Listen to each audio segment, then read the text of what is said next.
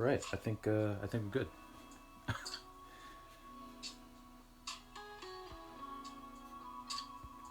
All right, let me see if I can get rid of this box here.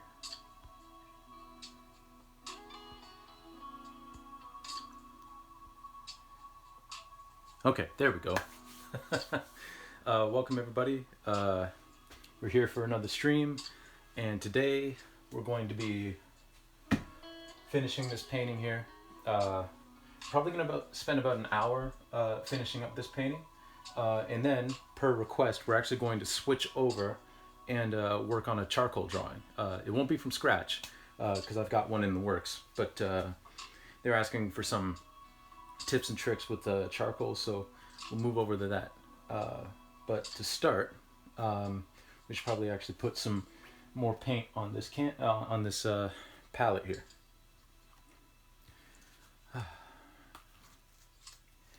Hope you all are having a wonderful evening, and if you choose to spend part of this evening with me, I very much appreciate it. So let's get some paint,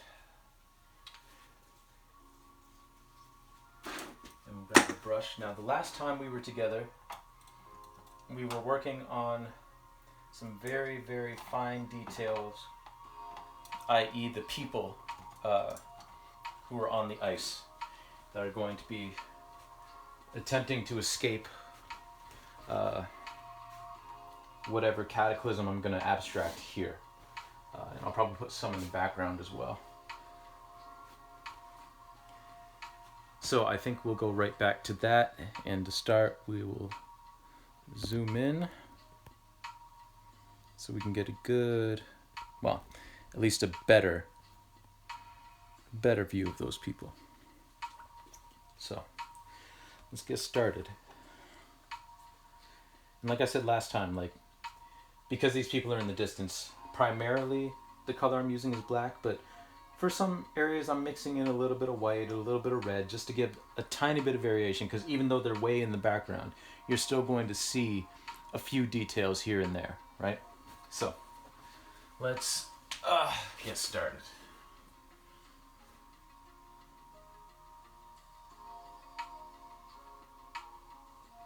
These ice fishers are they're having a rough go of it right now.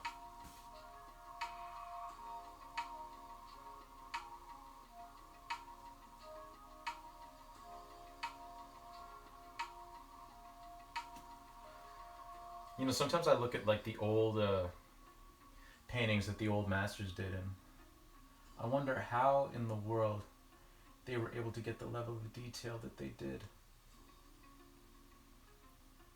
Like, I don't know how they did. I can't get that level of detail, especially with small little figures. Like, I have no idea how they were able to do what they did all those years ago, and even now. Some of the work that some artists that I see these days do in terms of like people is just masterful. And I like, obviously it's practice, and it's constant practice.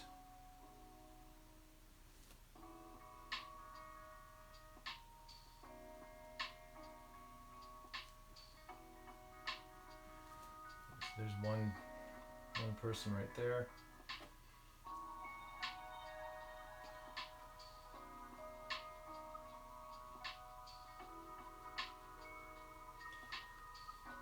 And we'll have someone here.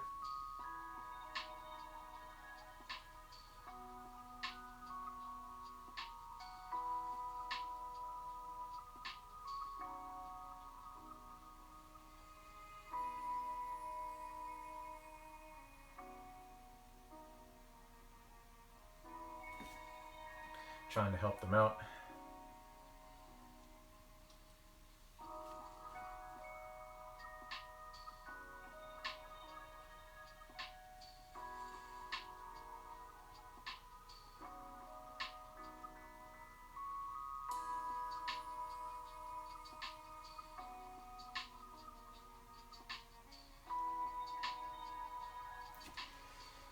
And I think we're going to give one of these figures, or a couple of them, some features like some red gloves and, you know, some more color.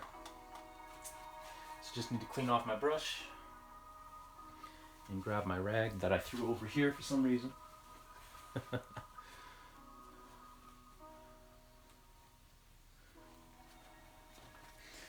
But yeah, we'll spend the first hour or so of the stream doing this painting, because there's really not much left to it, in all honesty.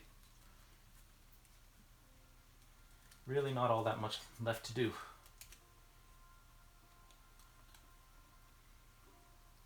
Grab a little bit of red here.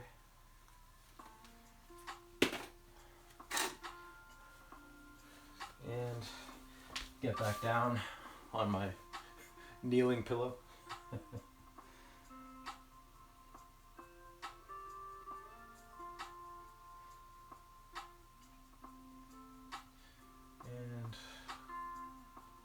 give this guy some red gloves with a little bit of black mixed in, because they are in the distance a little bit. It can be like bright red. And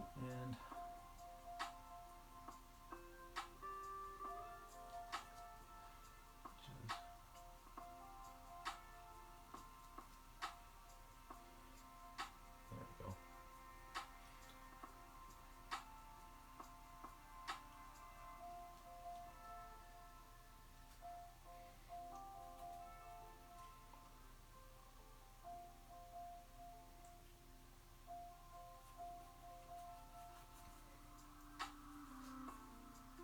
Make kind of a purplish color. Put maybe some of that on his boots.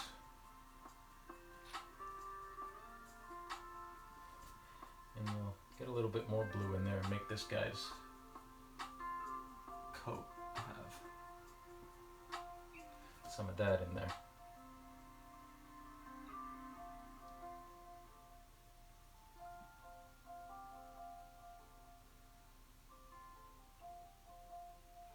Again, it's not a whole lot of color variation, because again, they're in the background, but it's enough to just sort of differentiate, you know?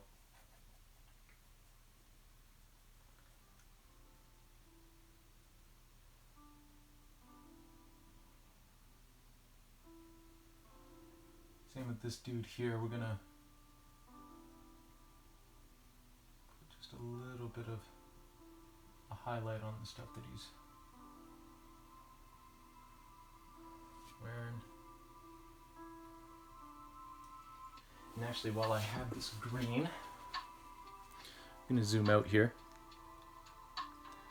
While I have this green, I am actually going to put some of this dark green on these trees over here so that they're not pure black. Like, we'll introduce some black into the green, but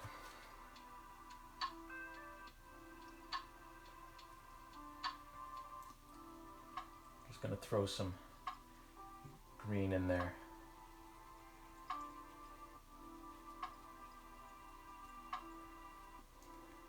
Then we'll probably do our white highlights again at a later time, once we have a clean brush. But this is just a nice dark, like dark forest green.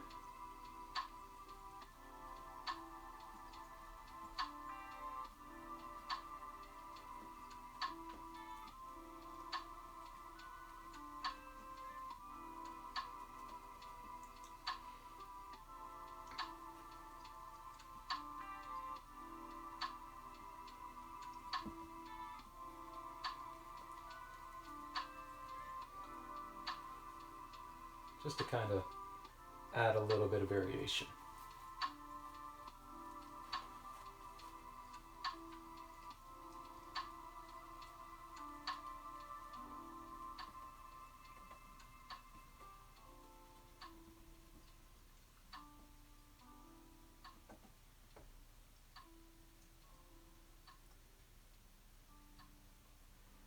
take some of that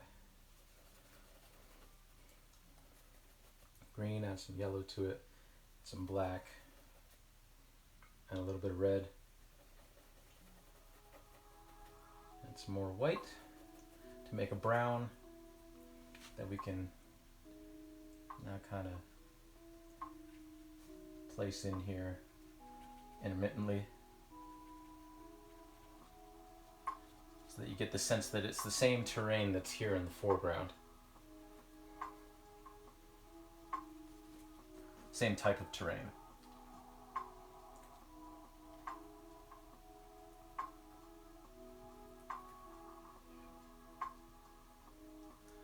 There we go.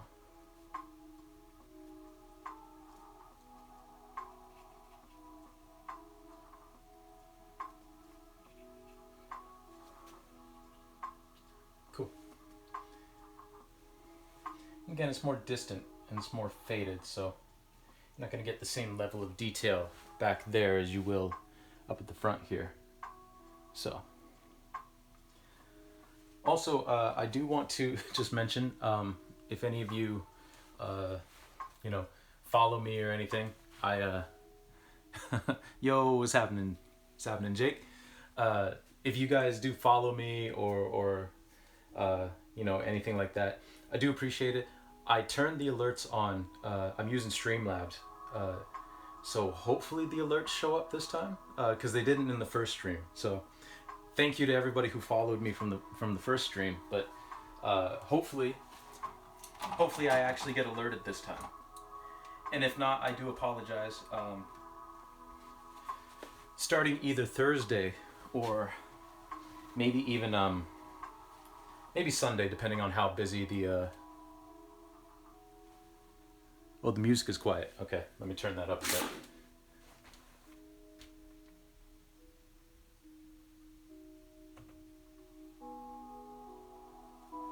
Hopefully that's better. What was I saying? I'm getting old. I'm forgetting what I'm saying. Starting definitely Sunday, but maybe even Thursday stream. I found out that you can actually use Streamlabs on your computer and use your phone as a webcam, because my computer's webcam is awful. So I'll probably start doing that. And then I'll have the stream up on my computer, and then I'll be able to see and hear any sort of notifications like that, any alerts. So that's something to look forward to.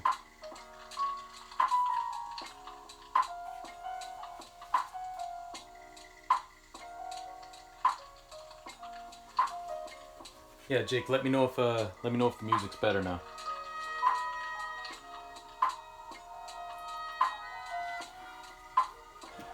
As we go back to these people.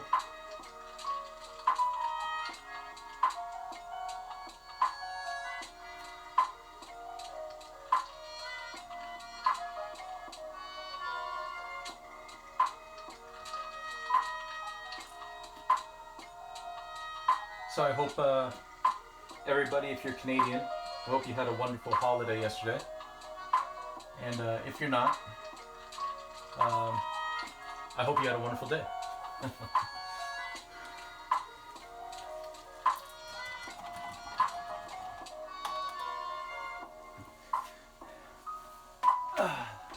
My girlfriend and I and her family, we all went apple picking, and then we had a bunch of friends over. Had a little friendsgiving, played some games, because I wasn't able to go down to my hometown and see my family. So, but I was able to chat with a few of them, a few members of my family, and have a nice time there. So right now, what I'm doing is there's a little bit of paint that got onto this white ice, like some black paint. So I'm just cleaning that up.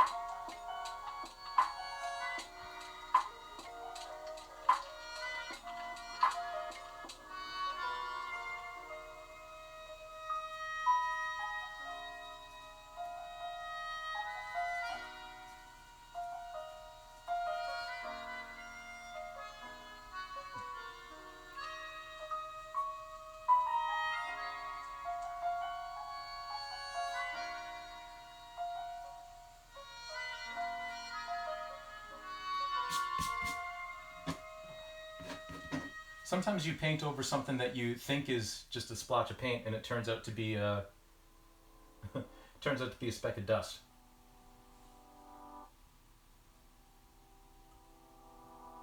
There we go.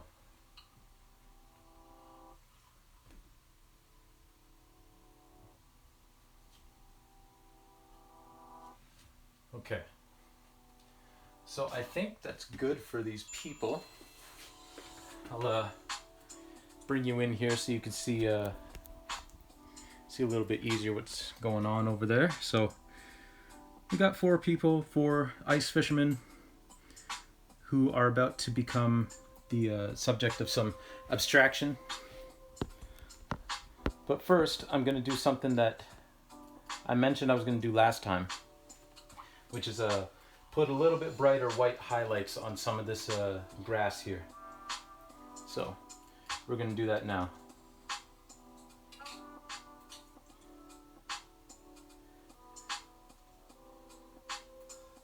So we'll get actually I'm going to get a bigger brush and clean that off, and then we'll do that.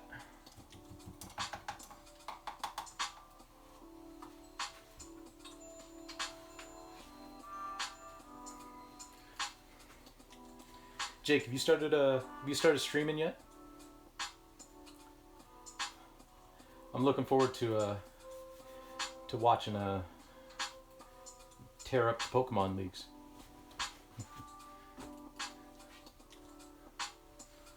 Oh, okay. Yeah, we're just gonna do some brighter white spots down here to imply just thicker snow in some areas, you know.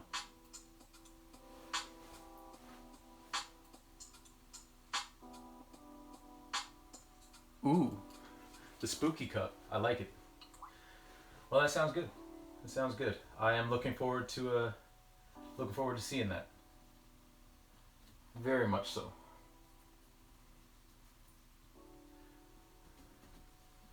For anybody who is watching and doesn't know, Jake, VDB, and I go way back, like way back to high school, and we haven't been in high school in years, like 13 years, which is scary to think about, actually. Yeah, we go way back.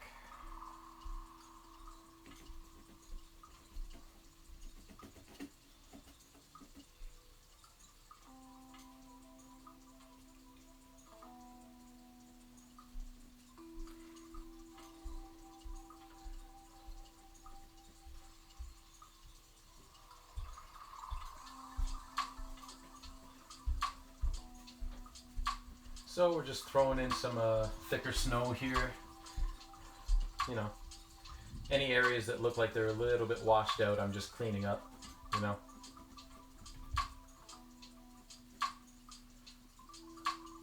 Because truthfully, I laid down the snow layer with a brush that was starting to lose a little bit of paint on it. But I decided to just let it go, and I shouldn't have, so we're rectifying that now.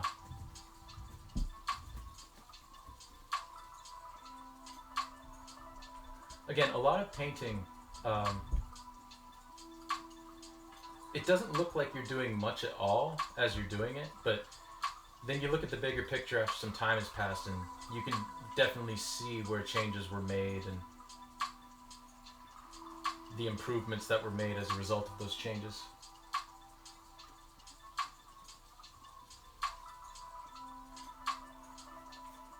In real time, it can seem kind of tedious, like, oh, he's just going back over what he did before. Like, what's going on here? But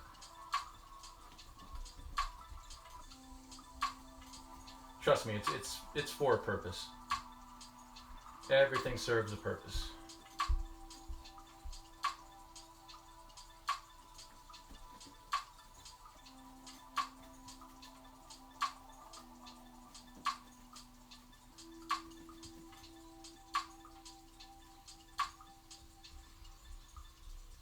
At least in my paintings, they do.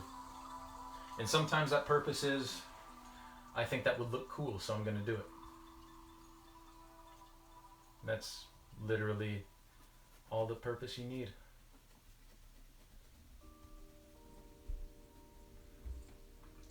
So we're just making our way to the right of the painting.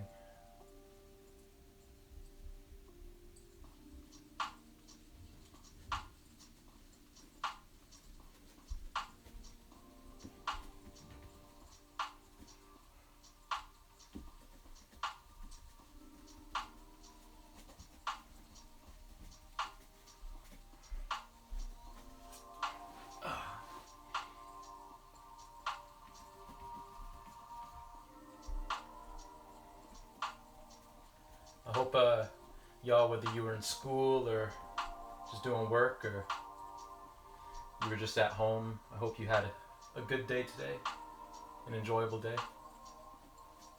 I spent most of today cleaning up my computer, you know, putting files onto external hard drives and, you know, just organizing and doing that while listening to some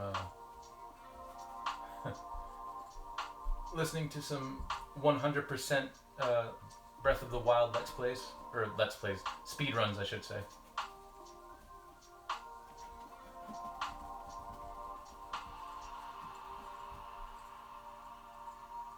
So it was a pretty enjoyable day.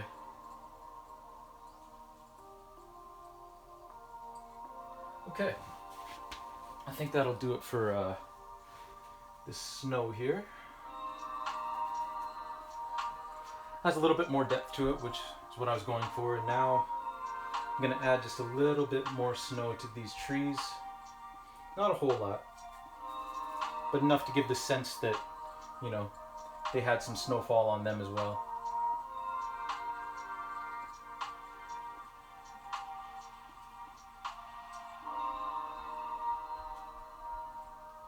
You know, very, very simple. Just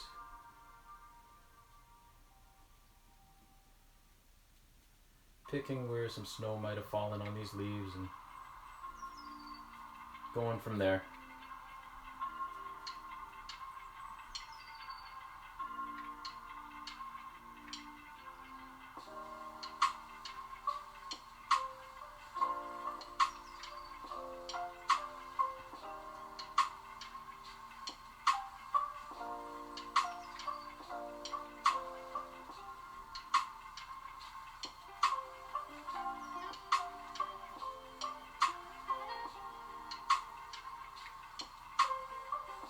There we go.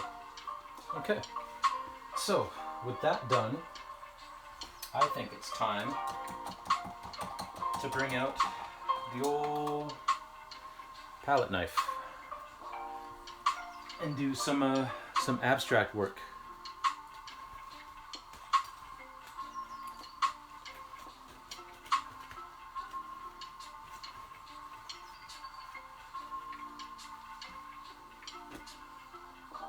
And at the end of it, I might decide to put another person in, but for right now, we're just going to leave it like that.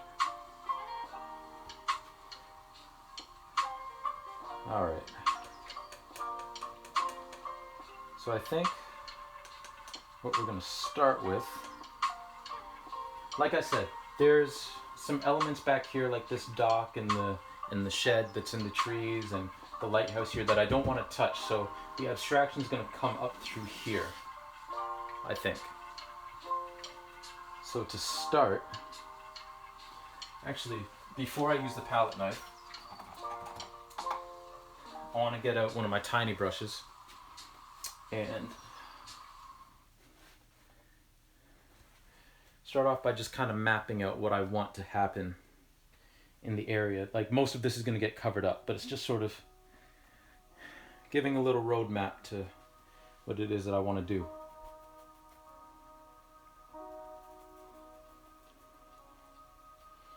So, I'm going to have something break right about here, I think.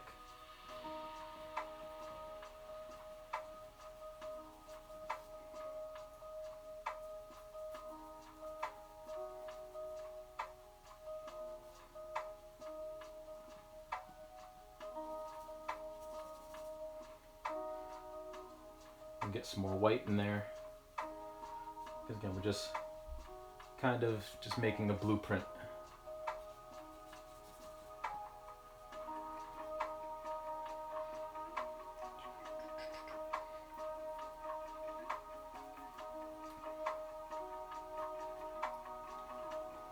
There we go, that's close enough to the camp, I think.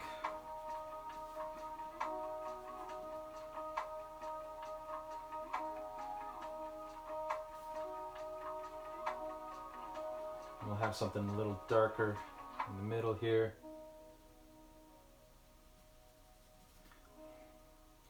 And I think we're gonna splash some color in this one, I think.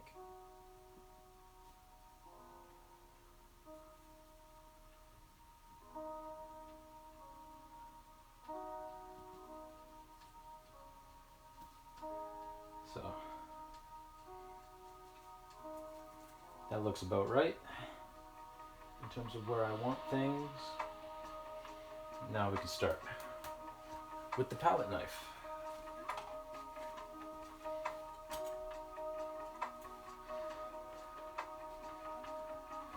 So let's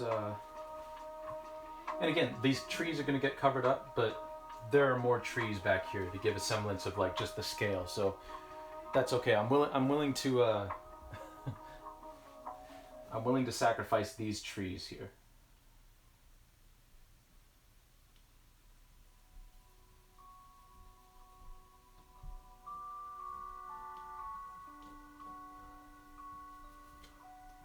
Okay.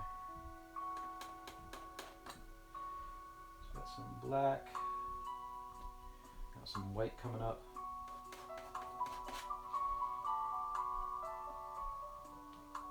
I'm gonna throw some red in there. And just slowly and steady we're gonna build up what it is that's happening here. Because I actually don't know what's happening here. I'm just kind of just playing around with it. Seeing what I come up with.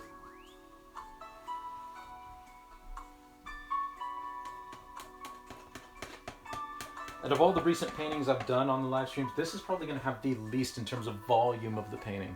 This is going to have the least amount of abstraction in it.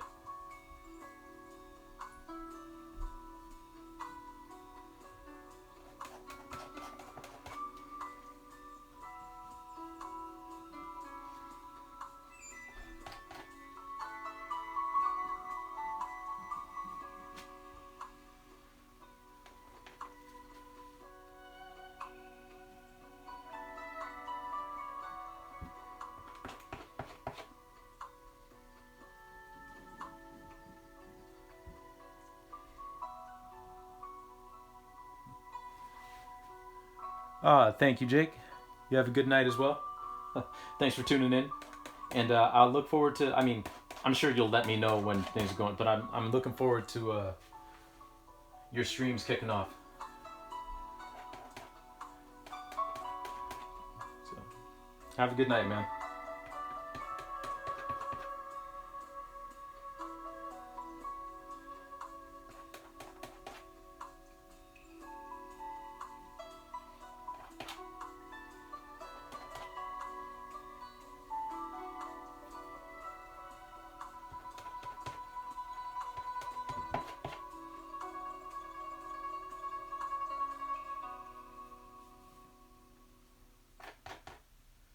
So we're just playing around, having some fun, figuring out where this all this abstraction is coming from and what it means for our our figures below. Probably nothing good.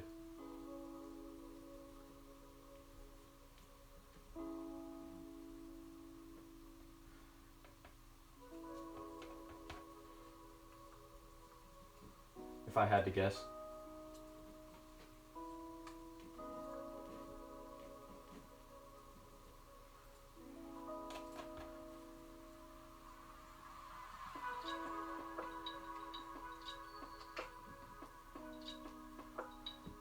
This idea here is actually kind of born out of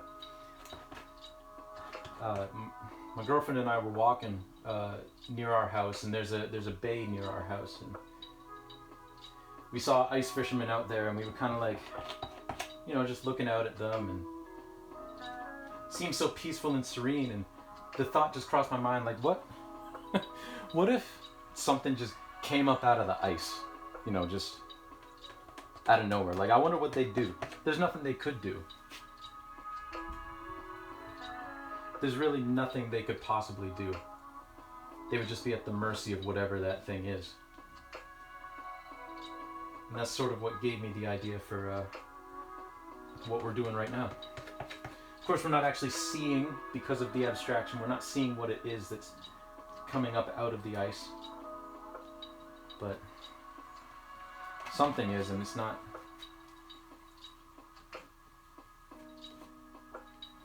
great.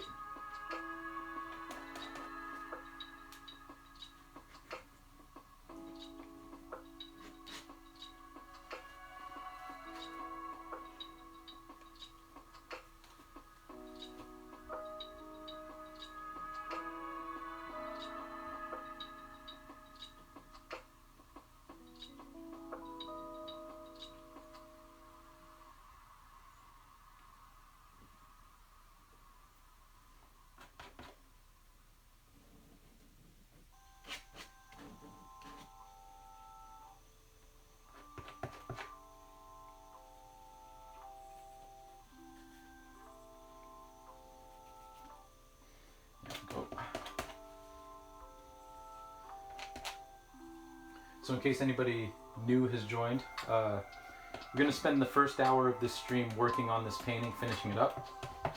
And then the second half of the stream, I'm actually going to be working on a charcoal drawing. Because before the last stream, someone had asked if I could maybe show some techniques, or at least show some of a charcoal drawing and see what goes on with that. So I'm including that with this stream.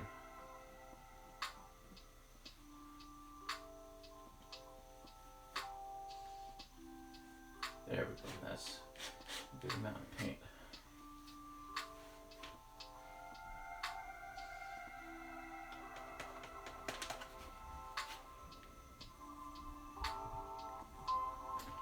So yeah, just whatever's coming up out of the ice is distorting reality. Looks like a glitch, like someone just pressed pause on a VHS tape and the tracking is off. And if you guys know what a VHS tape is, good for you. It means I'm not the only older person participating in this stream.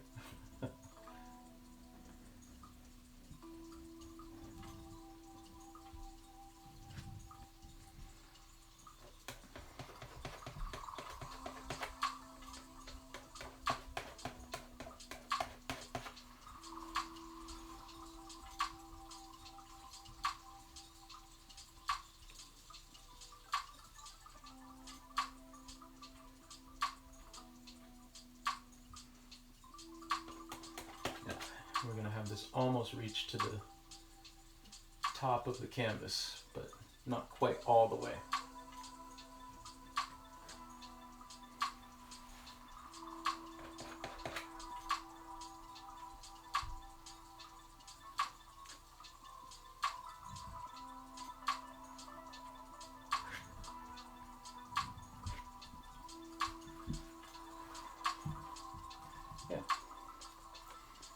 I think this section is almost complete.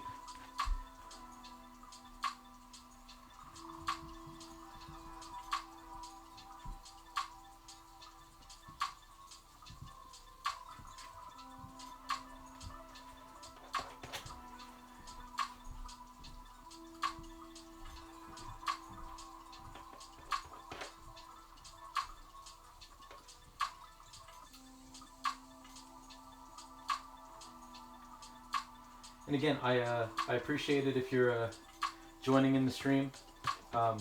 Again, I I think I fixed the issue with alerts.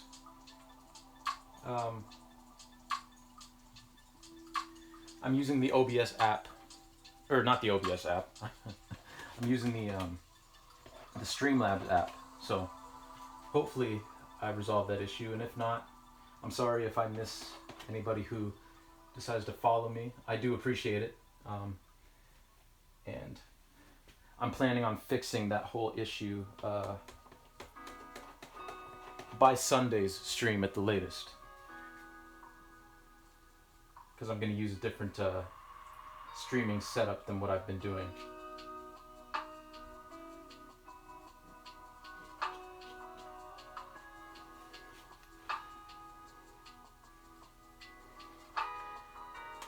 So I think that this looks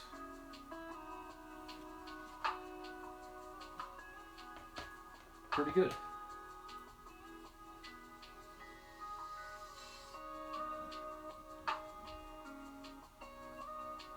Yeah. All right, so I think this section's pretty much done. I might add just a little bit here.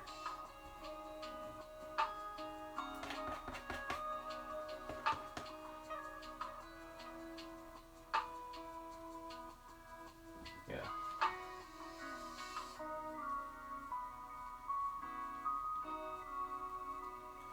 And just in case anybody is new to this and they haven't checked out my stuff on Instagram or anything, I just paint for a little bit to some chill beats, royalty-free beats, I should say. I should mention that. And we just hang out and do a little art. So pretty simple. We just chat. If you have any questions, feel free to drop the questions in the chat, and yeah, we just have a good time. So I'm gonna clean off my palette brush or palette knife.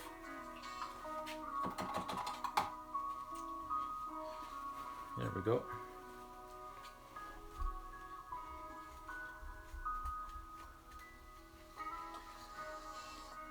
So yeah, based on what's going on here, these dudes are not in for a good time.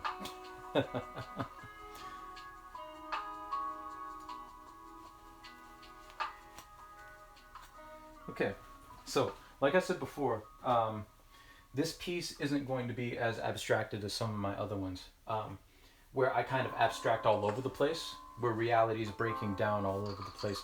This one is going to be more whatever's happening, like it's going to be more centralized. So this here, this is going to be abstracted. I'm probably going to throw a couple more in the background here, to sort of give that sense that it's not just happening in this spot. So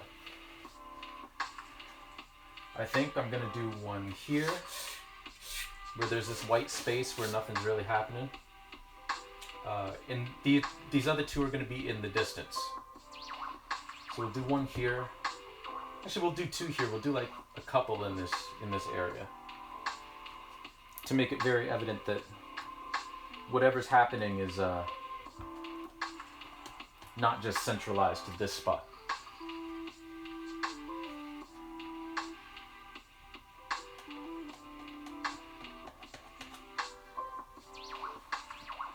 So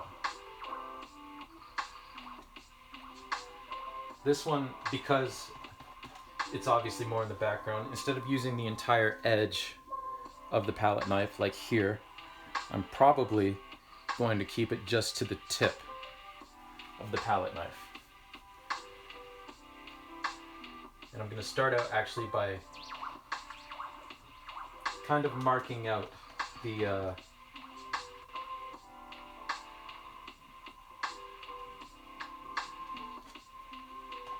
size and the distance that I want this to be, mapping out the area.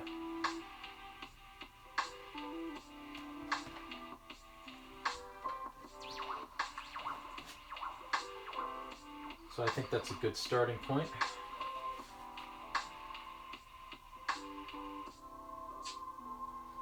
And then we'll be very careful back here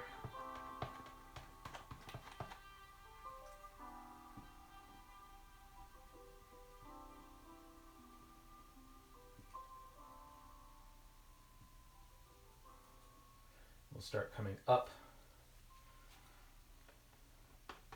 with our striations.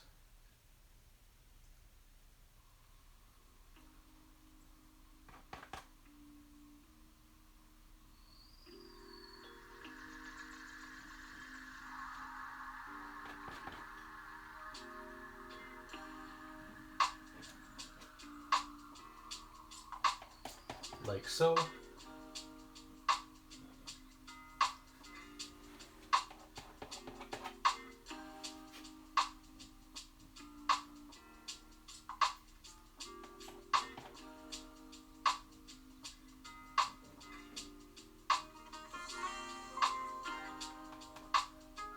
Just so you get a sense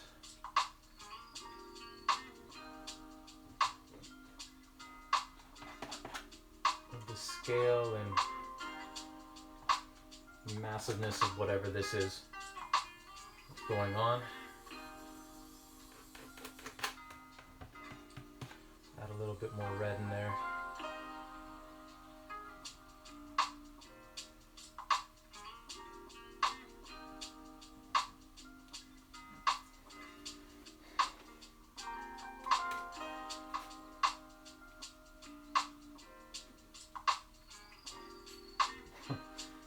I had someone once say when I was doing a piece like this, where I had painted something at least semi-realistic and then started to abstract over top of it, they were like, oh no, what are you doing? You ruined it. And I was like, well, that's totally fair. Because, you know, they didn't particularly like abstract art. And that is perfectly fine.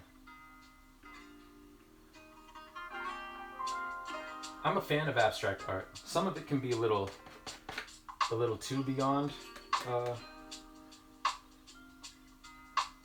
in terms of conceptually.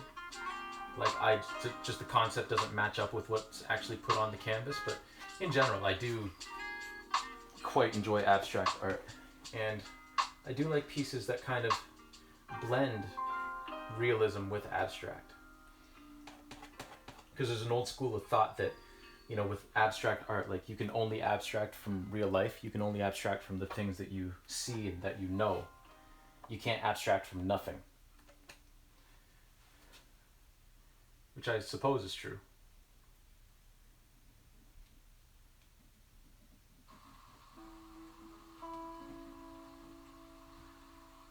But I enjoy abstract because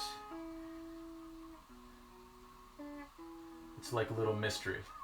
It's like, what is it that I'm looking at? Or even if they define what it is that you're looking at within the piece, you still, it's something that's more fun to look at. Maybe not more fun to look at, because, I mean, realism is fun to look at too, but it's just something different to look at.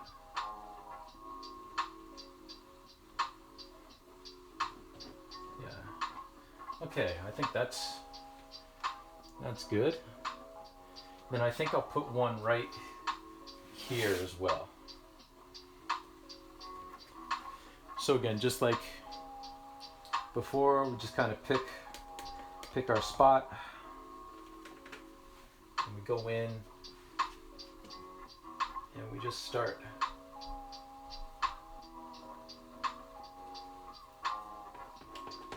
Now with this one, because there's a tree line in the distance back here, I'm probably gonna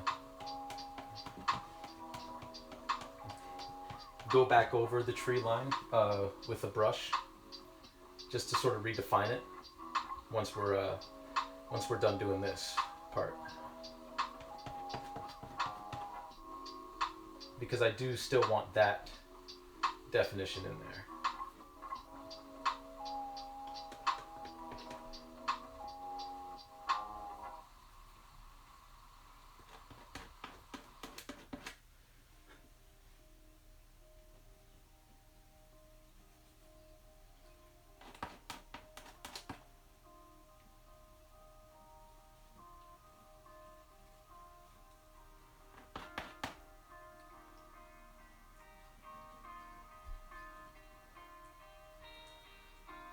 Kind of throwing in what we want here.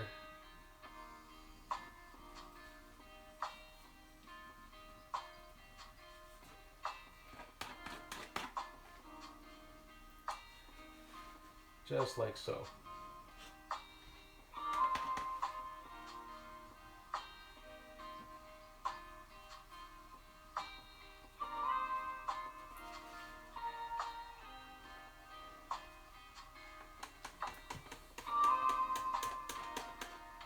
Just in case anybody's wondering too, to mix paint with a palette knife is pretty easy. You just kind of like grab a color that you want, you lay it down on the canvas, or on the palette like that.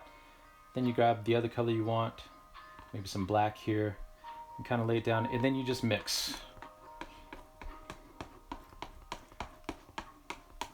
And then eventually you get a more uniform color. It takes some practice, but it's not too difficult once you get the hang of it.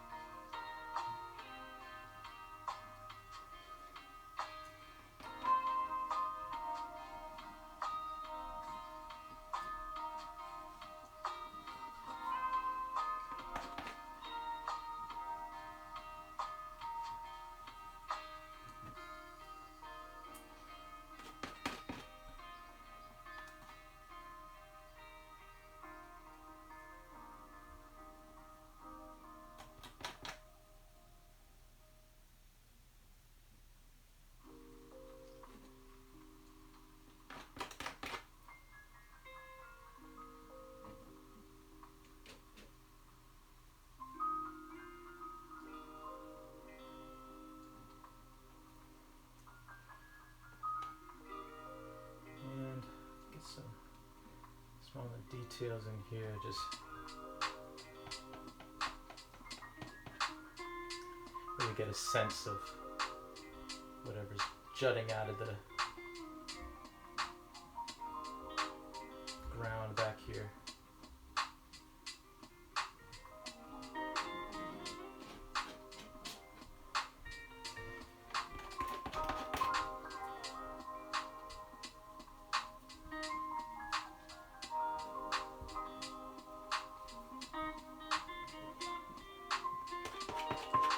There we go.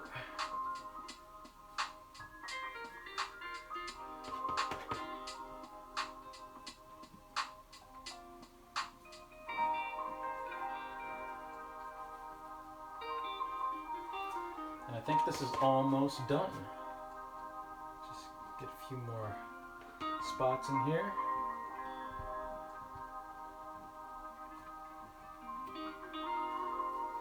Yeah. I think that looks pretty good.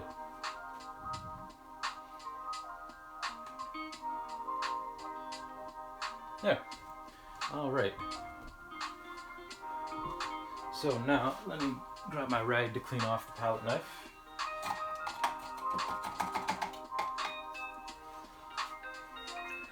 Now basically what we're doing for the last 10 minutes or so of this painting is I'm going to be just looking over it, seeing if there's anything that I want to add, see if there's anything that I want to fix, because while there's no real mistakes, there might be something in here that I don't particularly enjoy the look of, and I want to kind of just redo it. So I do know that I want to work a little bit more on this grass down here, just kind of shaping up the grass a bit, and I maybe want to add a couple of docks here, some like old rundown docks. Maybe. We'll see. But outside of that, you know, about 10 minutes of just cleaning up, and then I think this painting will be done, and then we can move on to the drawing. But not before I let you see the entire thing in its glory, like from further away. Before I do that though, I just saw something on here that I want to kind of, it was looking a little too plain, so now, there, that's better. To some of you, it may not look like I did anything at all, but it made all the difference in the world to me. So, there we go. All right. So, let's get our small flat brush. There it is. And we'll clean that off. We'll grab a little bit more black paint, and we will get back to some foreground stuff.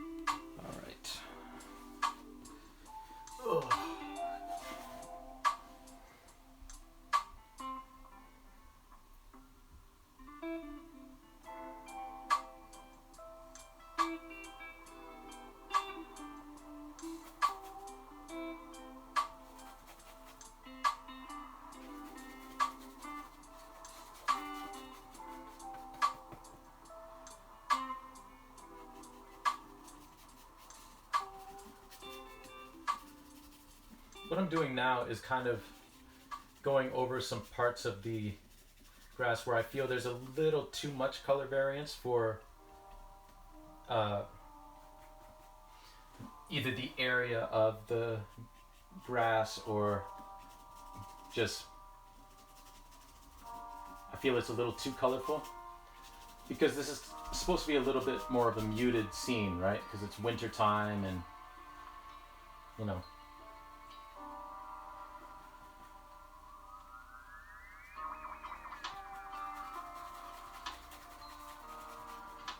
it is going to be more of a muted color than otherwise.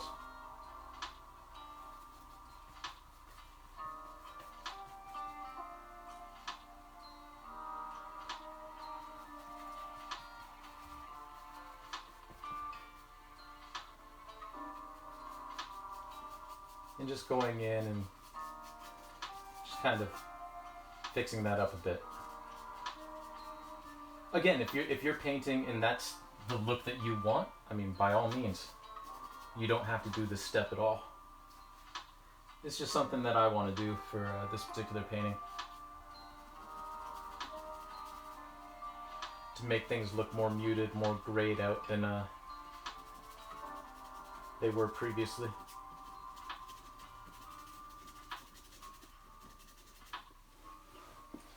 I don't know about you guys, but I actually can't wait for winter. Winter is my favorite season. Has been ever since I was a kid. Big reason why is because where I live, it gets snowy. So snow just mutes everything so lovely. It makes things quieter, calmer. Covers everything in just a blanket of hush, which I just really enjoy. Especially when I love taking walks at night. So the world just kind of gets a little bit quieter, you know.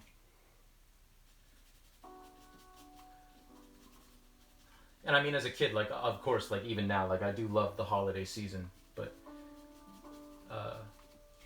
really it's just how quiet and calm everything is. And while there are things that are annoying, like trying to drive to work in the snow, or, you know, trying to navigate icy conditions and having to shovel driveways and sidewalks and all that kind of stuff. I actually don't mind shoveling, but I think just the beauty and the sereneness of everything makes up for it, personally.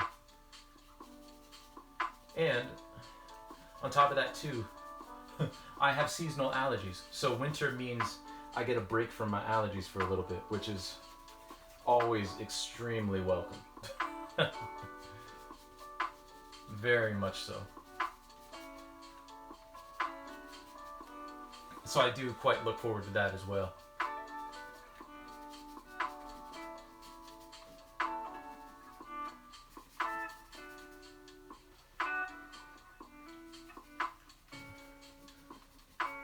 do quite like and also like I love cooler weather. Like I love colder weather,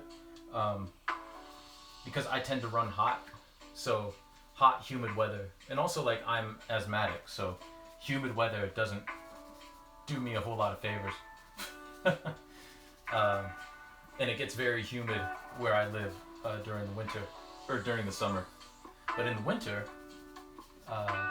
it's much nicer. Like during the fall too. Like I love the fall and the spring, and the big reason I love those seasons is because I love rain. Rain is my favorite type of weather. But winter just edges out spring and fall. I will say I think spring takes the cake over the fall, just slightly, and that's just because I really don't like raking leaves. It's my least favorite outdoor chore. I've never been able to stand raking leaves. I can't stand it. I don't like doing it. Yeah. I've never liked raking leaves. Jumping into leaf piles is fun, but raking them up in the first place, it's not my favorite thing to do.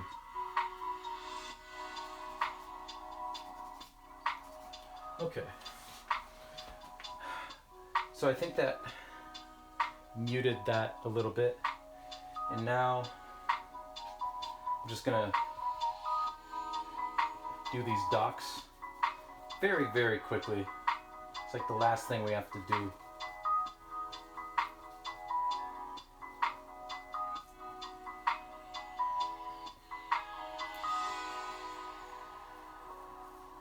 Oh, and I was gonna clean up these trees in the distance as well.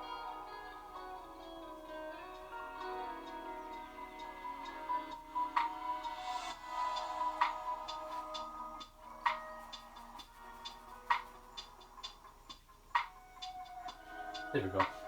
Okay. Now, let's get into the business of doing these docks here. Again, very quickly, very simple. Nothing to it. Just laying in where some docks might exist.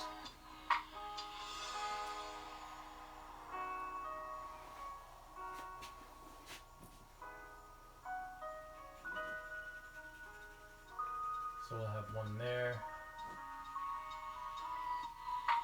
and one there.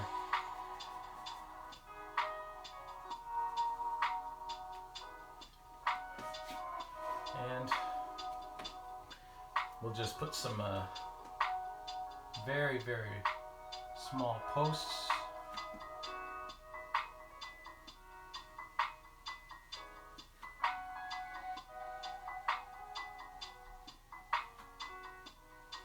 Just like so.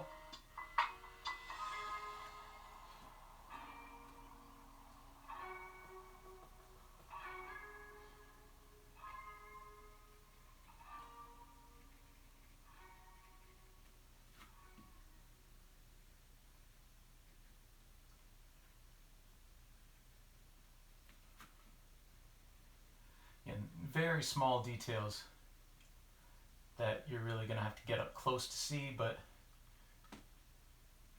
it just adds that extra little element of realism, if you will, that I think makes it worth it.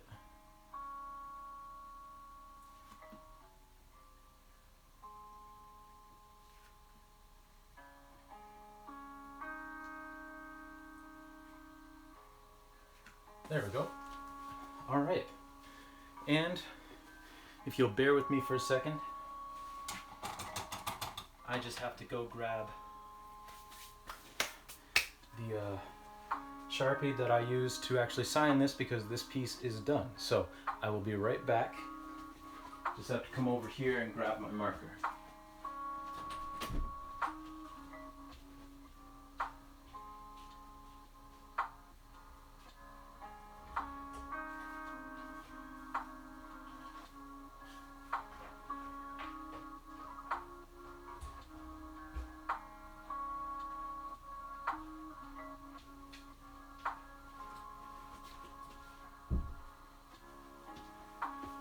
All right.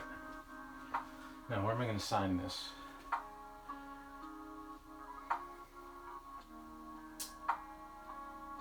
I think I'm going to sign it over here because I don't want my signature to take away from the focal point of that.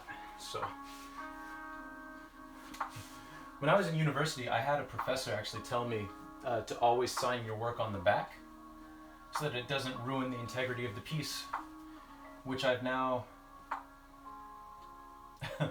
I now believe is kind of dumb advice. I mean, I understood the rationale of it,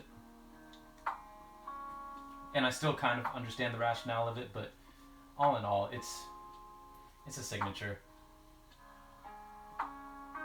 There. Okay. So, now, let me give you guys a nice view of this. So, we'll start over here. We have our figures here that are watching this thing happen, whatever that is. We come over here.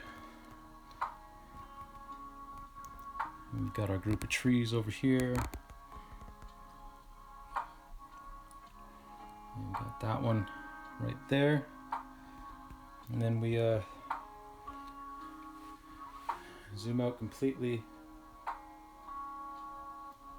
And there we go. I'm pretty pleased with how this came out. All right.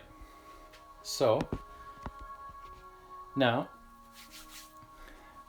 we're going to actually take this off the wall very carefully because some of the paint is still wet. Very carefully going to take this off the wall. Actually, because it's not wet, actually I just need to pivot the piece over here. Because the paint is wet, but it's not going to drip.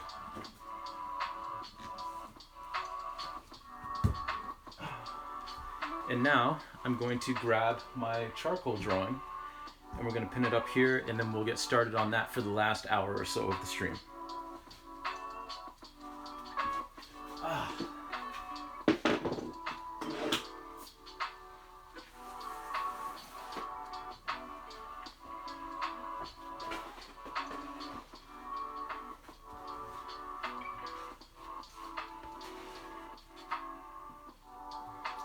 Now this is a piece that I started working on,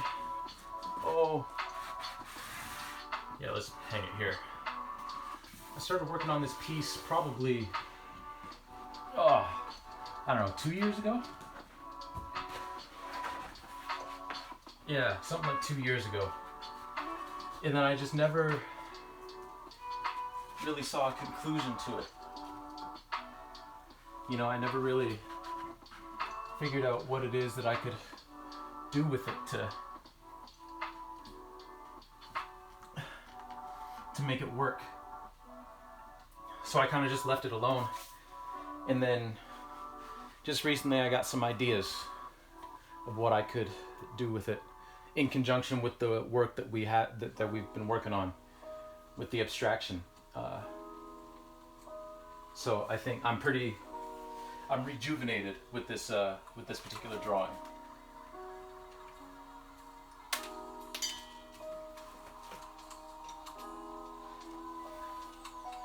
Which it should be said, I have a philosophy when I'm at the gym doing like a heavy workout. And it's a philosophy that my dad said to me. Because my dad in the past has been a certified personal trainer, and he said, if you're not getting everything out of a workout that you should, like you just show up and you're starting your work and you're just kind of like, you know what, I'm not feeling it. It's times like that when your head's not really in it that you get injured because you're not really paying attention, and that's how you hurt yourself. So if you find yourself in that situation, just put the workout down. You try it again the next day or even later in the day, but you have to have that right mindset, right? And the same thing sort of goes with me with drawings and paintings. if I'm not feeling what I'm doing, like I'm not gonna struggle with it for 3 or 4 hours trying to like get it done. I'm just gonna put it away. I'm just gonna put it down. I'll just be like, you know what? I'm not dealing with this right now. We'll come back to it. And that was the case with this particular drawing. So we're back to it now though, because I have some ideas. So basically, this is going to be not so much instructional, but someone had asked for a few tips and tricks with charcoal drawings that I'll try and vocalize now. This isn't typically how I do charcoal drawings. This one kind of started out as just sort of free form, where I just drew in some stuff. A lot of times if I'm working from a reference image, because I take a lot of reference images myself and then work off of those. This was one of them. And I'll usually like make a grid. There's an artist by the name of Malcolm Morley who does this with his paintings. He'll take a grid and he'll grid up the painting and he'll grid up the reference image. And then what Malcolm Morley does is he goes square by square. I'm sure if you've taken any art classes, you've seen this method where you take a grid and then you draw grid by grid. And then he'll paint one grid and then the next grid and then the next grid.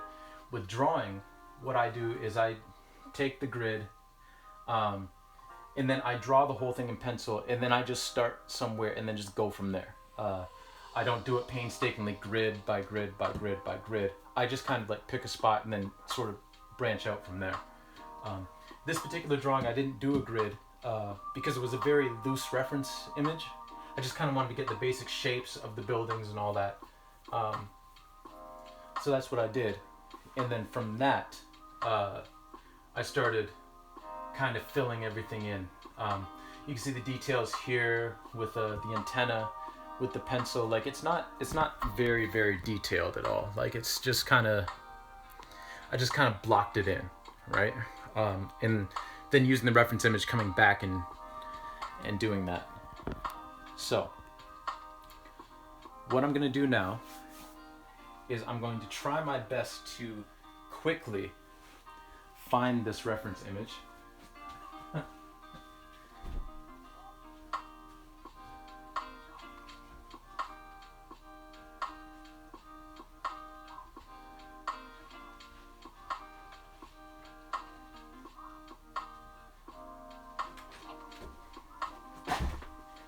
Because what happened was, before the stream started, I thought it was in one external hard drive, and it wasn't. It was on another one. I mean, it has to be on another one because it's not on the one that I thought I had. So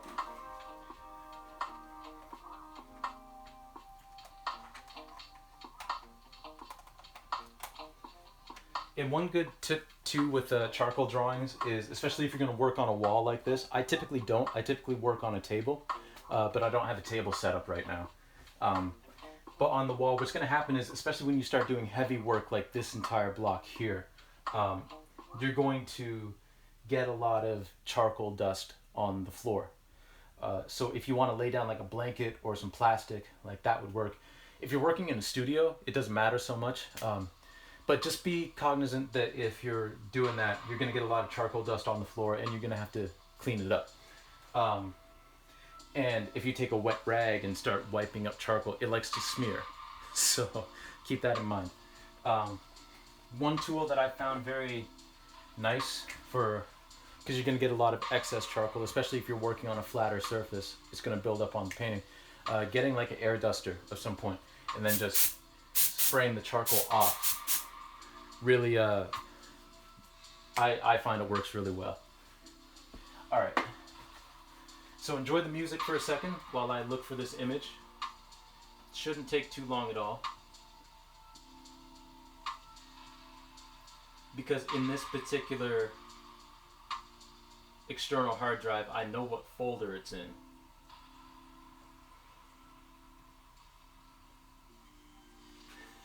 It's just a matter of me finding it quickly within the folder. And this particular scene is sort of the downtown area of my hometown that I took while I was out walking one night. I thought it looked kind of cool, so I snapped a couple of pictures.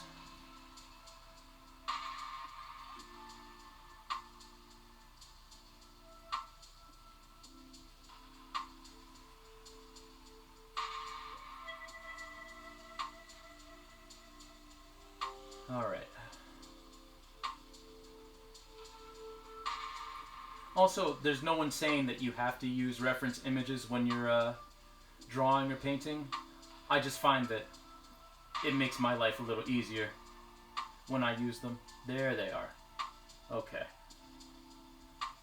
Perfect.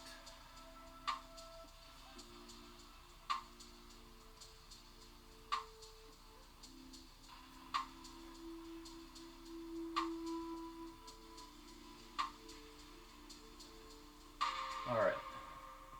So let's zoom in on that.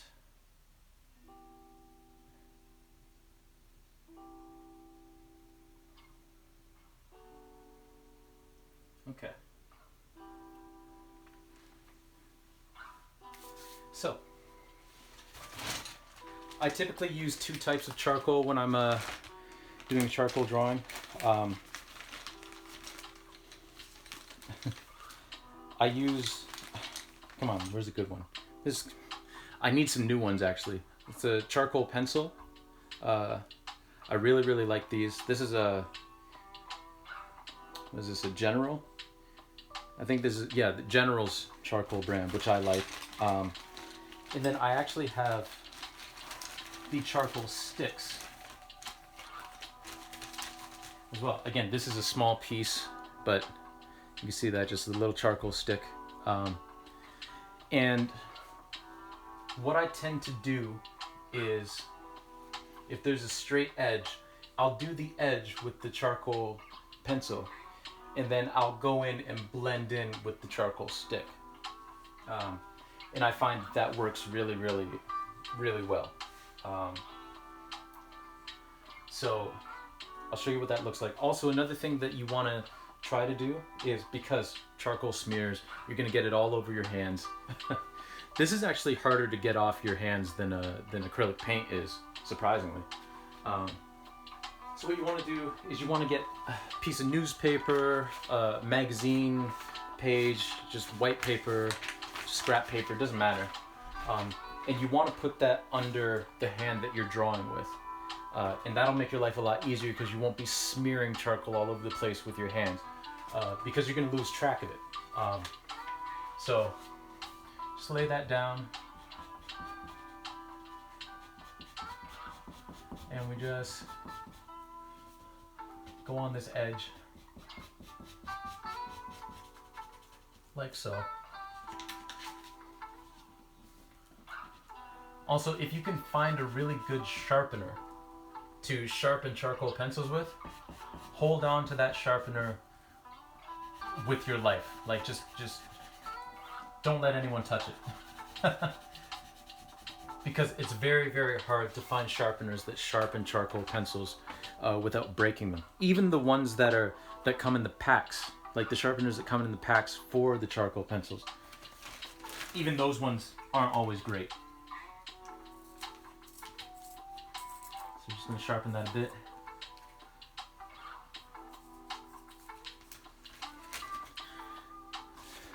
And we'll get back to it. We'll continue defining this edge. Also, keep in mind that charcoal lead is much easier to break than regular pencil lead. Like, it'll break much more often than you think it would.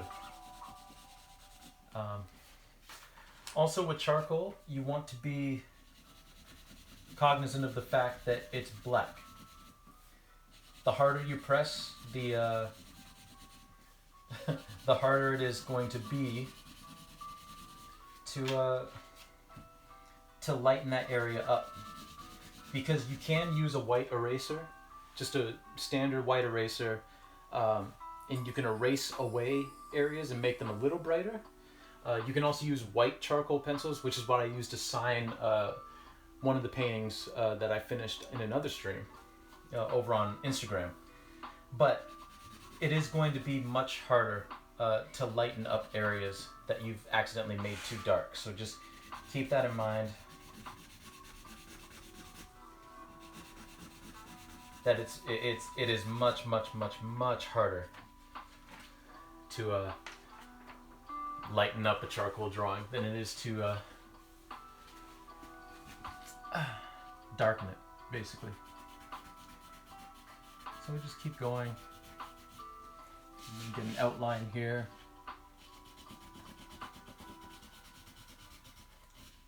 Just like so. And it doesn't have to be perfect. But basically, it's easier to get a straighter edge with a charcoal pencil than with a piece of charcoal. So, just keep that in mind. Charcoal is another one of those things that I didn't really like when I was in high school, but when I got to university, I started to really enjoy it.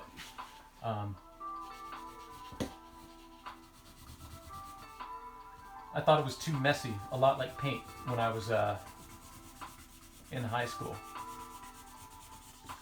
And I am doing a terrible job of keeping this line straight, but that's okay. We'll we'll fix it in post. Okay. So, with that line in, and again, it's not straight at all, but you can fix that a little bit later on. Now we're going to take our actual charcoal stick, and there's all manner of sticks. Like, you can get really thick ones, you can get thinner ones like this. This one's round, you can get square ones. I've never been a fan of the square ones. They just, I don't know, they don't feel right in my hands. I like the round ones much better, but there's not really much of a difference between them. And we just kind of fill this in. Just using the edge to cover a lot of area.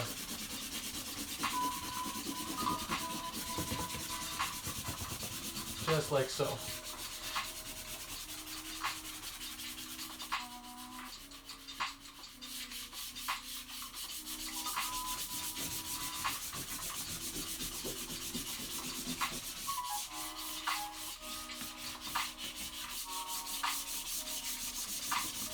I don't know if you can see the dust falling here, but yeah, a lot of dust from charcoal.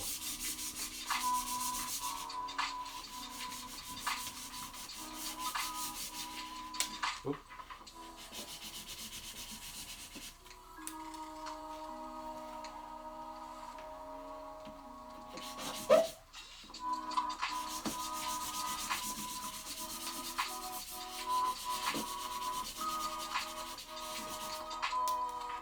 And I'll actually show you real quick just how much dust fell off this picture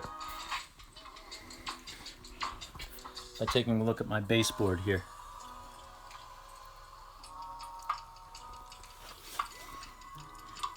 So that's a lot of dust. And that's every single time. So just be aware that you're going to be doing a lot of sweeping or vacuuming doing charcoal, and you're going to get a lot of charcoal dust on your fingers. I remember one time in university, I was working on a drawing all night, and during the night, you know, I'm just working away and I'm like touching my face and all that kind of stuff. And I got really hungry, and there was a 24-hour convenience store, so I went to go get a snack. And I walked in there forgetting that I had charcoal all over my face, because I washed my hands in the kitchen sink and then just left. And the dude was looking at me like, what happened to you? Because I had charcoal all over my face. So you're going to get charcoal all over yourself. Just be aware of that. Now, when it comes to blending, there's two things you can do. You can use a blending stump like this one. Okay, and these come in all variety of sizes. There's big ones like this.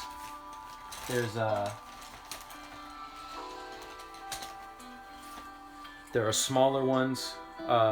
Basically, whatever size you need to blend, there's a size for it. There's really, really tiny, skinny ones. Okay, for a bigger area like this, you're going to want one of the bigger ones. Okay, this one's gotten a lot of use.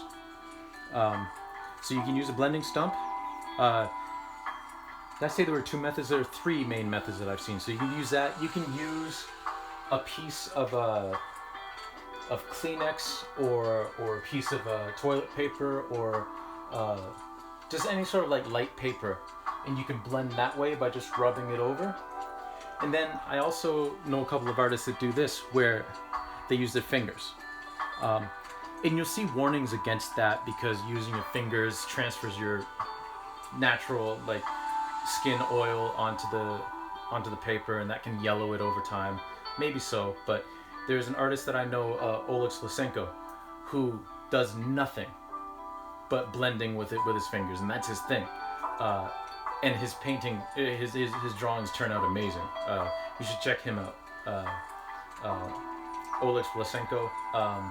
His last name is spelled W-L-A-S-E-N-K-O. I'll look that up in a second, and then I'll give you a better spelling because I'm pretty sure that's how it's spelled.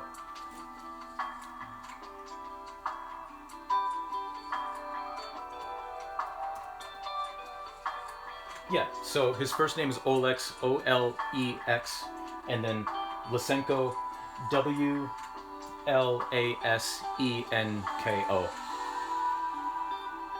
And he does phenomenal charcoal drawings. And big charcoal drawings too.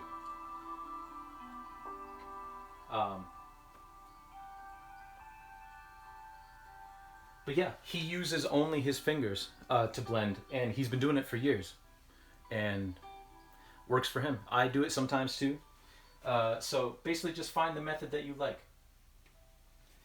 But to demonstrate with the blending tool, basically, you just pick whichever edge you want. And it's sort of like just you're blending with for big areas you want to blend on the edge of on the edge here, right? For smaller areas you can use the tip and sort of use it like a pencil. For the big areas you want to use the edge of the pointed tip and just go whatever direction you like. Just like so.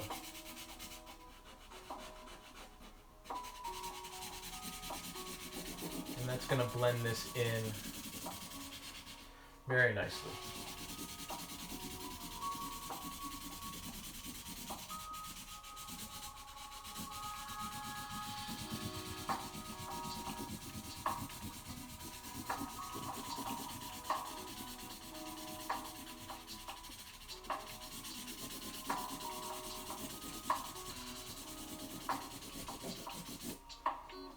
And then to demonstrate the finger method, it's sort of the same thing, just you're using your fingers.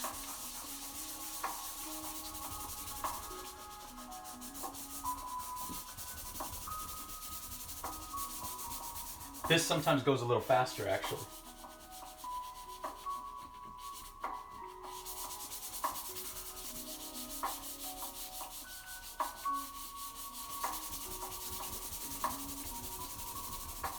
Also, you'll notice this wall here, I got charcoal on it. Whatever surface that you're doing the charcoal drawing on, you're going to get charcoal on it. So, again, you're going to have to do a lot of cleaning.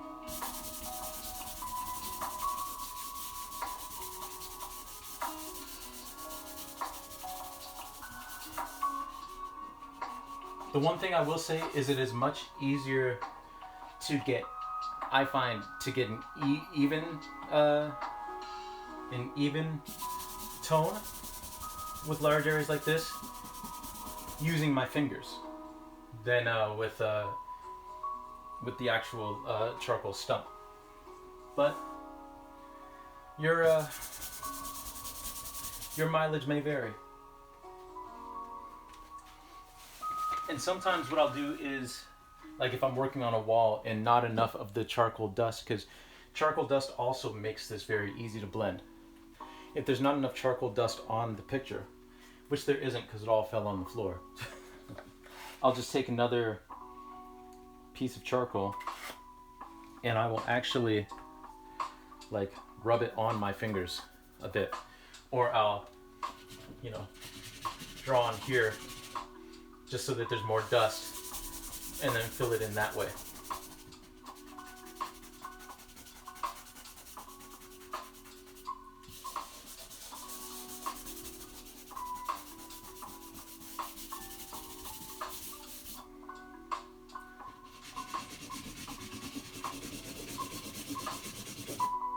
Also, be prepared when you're working on any sort of artistic endeavor that you're gonna make some funny faces. That's completely normal and expected because you're concentrating. Much like Michael Jordan stuck out his tongue and going up for a dunk, you might make some funny faces, some funny contortions, because you're focused, you're concentrating so hard on the work you're doing.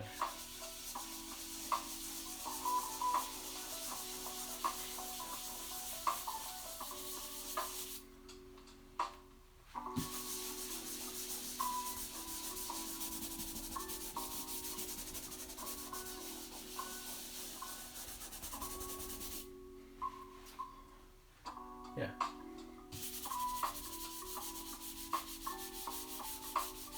Honestly, doing these big blocks of filling in color like this, or filling in black, I guess I should say, filling in shades is it's easily the most tedious and most boring parts of a charcoal drawing. But you just stick with it.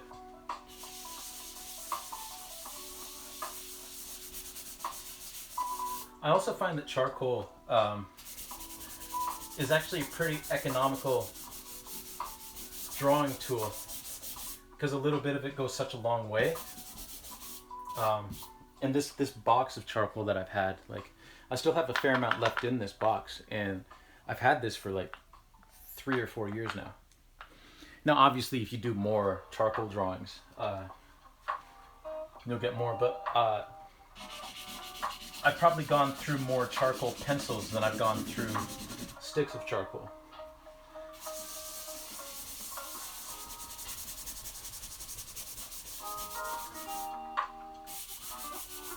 Now, if you're looking for tips and tricks on how to do a lot of like fine detail work with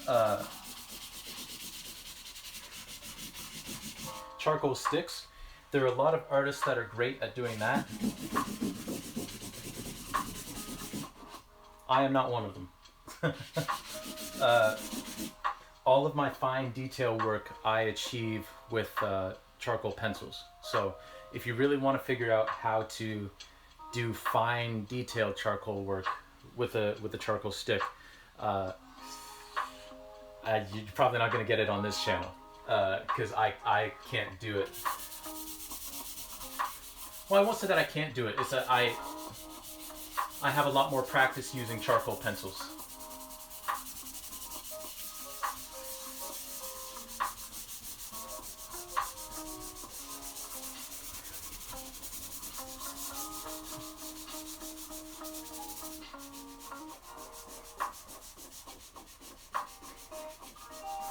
There we go.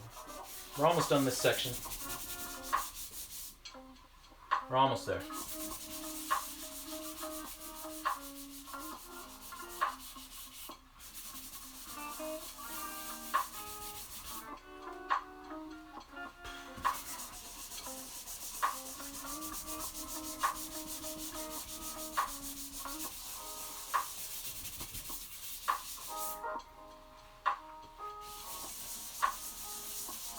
Just trying to get it as even as we can.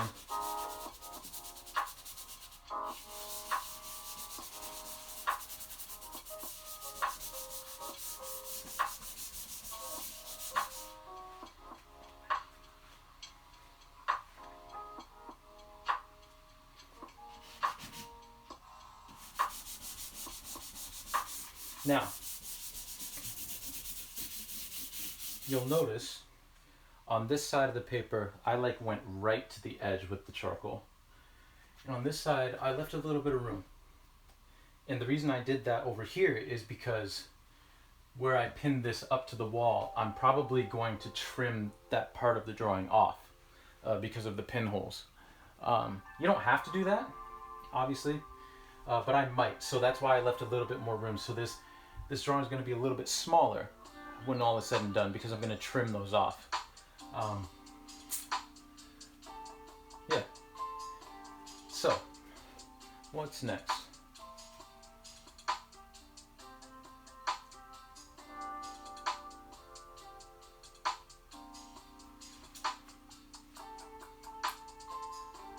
I think what we're going to do next, because we got about 28 minutes left or so, I'm going to sharpen this again.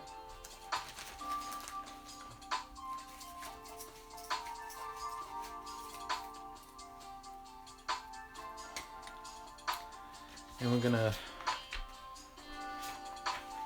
come up here.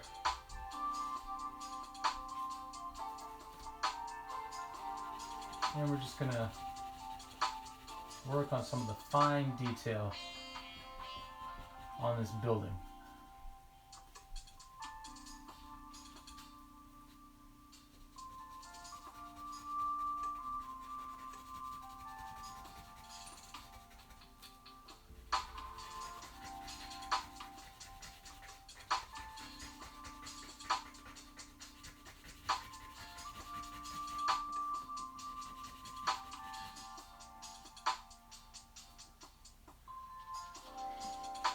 Now, if your hands are actually this dirty, you may want to consider actually cleaning them off before you do any sort of detail work like this, where you might accidentally come into contact with the white space. Now, the sky's not going to be white, so it's not a big deal if I like brush up against it like that and leave a mark.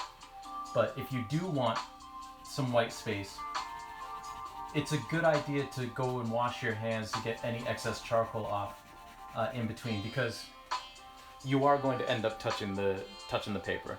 So just keep that in mind. It also makes this process a lot easier if you're working off a reference image to actually have the reference image printed off. I just didn't get a chance to do that before the stream started because I lost track of time, which is something that I do often. So on the next session, we'll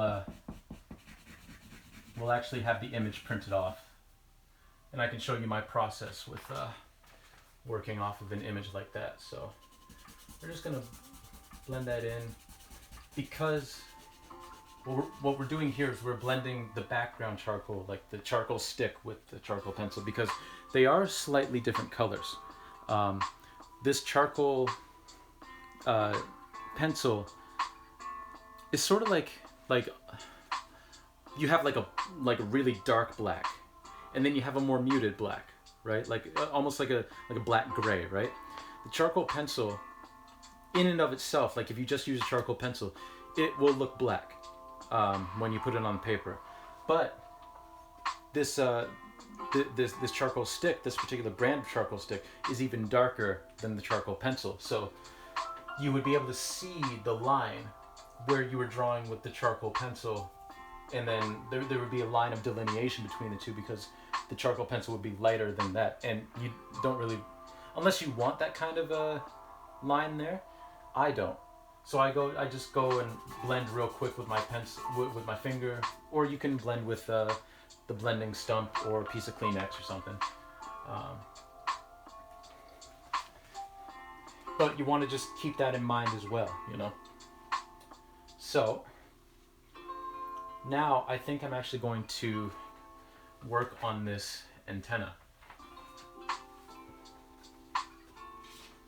and just make sure that I got everything right where I want it,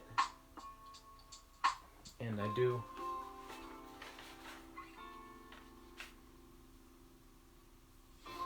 Also, charcoal dust will make you sneeze.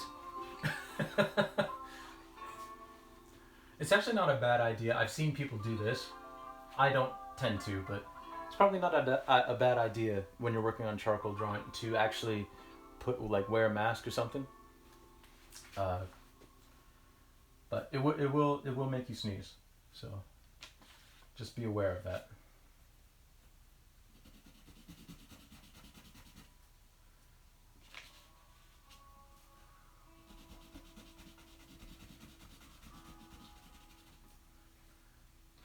Boy, I tell you, it's been a long time. Probably since university, since I did any sort of drawing on a wall. It's been a real long time. I'm not quite used to it. So it's going to take some getting used to. Alright. Also, keep in mind too, this is something, one thing that really likes to show itself in the middle of charcoal. Like, because charcoal will cover everything. But if you color in with graphite just a little too much, graphite can actually show through charcoal. So if you're laying down sort of like your sketch beforehand, try to make it as light as possible, because graphite will actually show through the charcoal if you're not careful.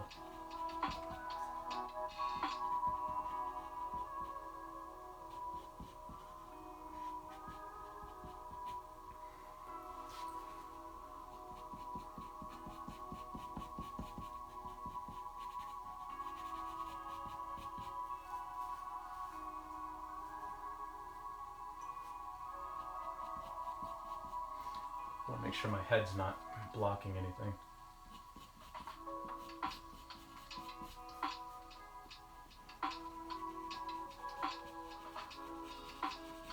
But in terms of the use of a charcoal pencil, it works a lot like a regular pencil.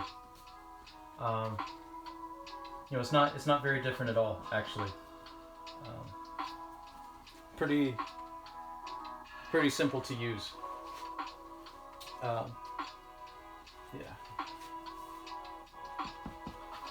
Yeah, it behaves a lot like a regular pencil. It's just the lead, if you will, is just much darker.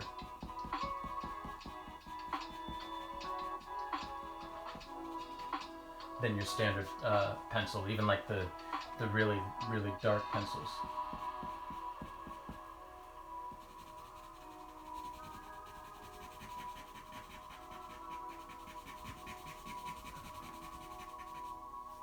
And if you do as much detail work with charcoal pencils as I do, you're going to burn through them quick.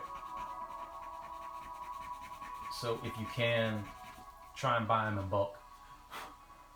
Because like pencils, when you sharpen them, you know, they get smaller, and then you end up losing a lot.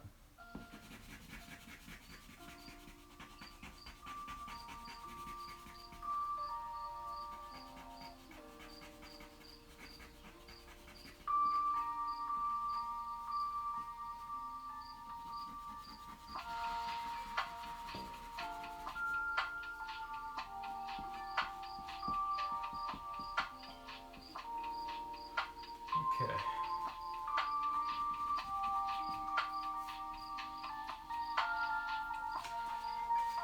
So that's not bad for a baseline there. I'm going to zoom in there and show you. So we're just starting to do all these little details. The way that I tend to,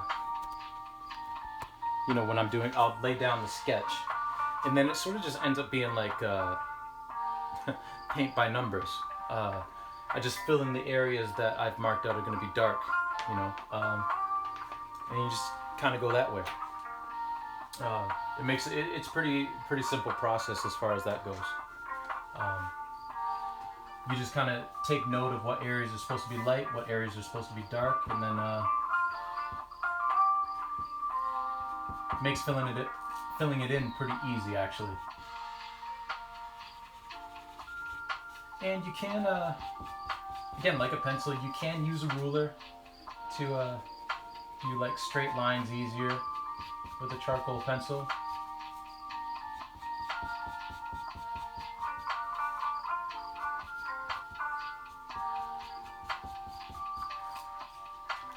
Really, like I said, the only significant difference is that these leads are much more fragile than regular pencil lead. So, just keep that in mind.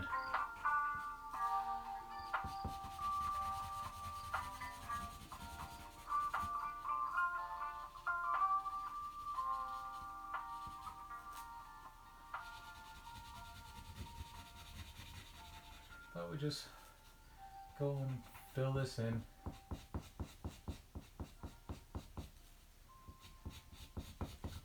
Really simple.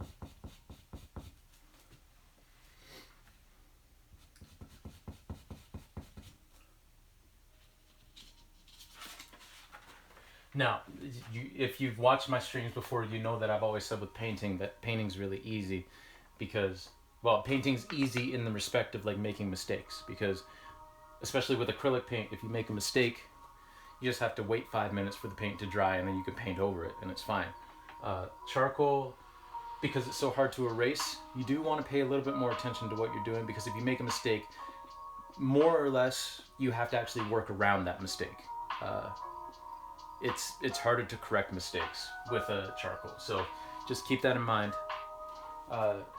If you're working with it, it can be harder to correct any sort of mistakes that you make, just by the nature of charcoal being so hard to erase.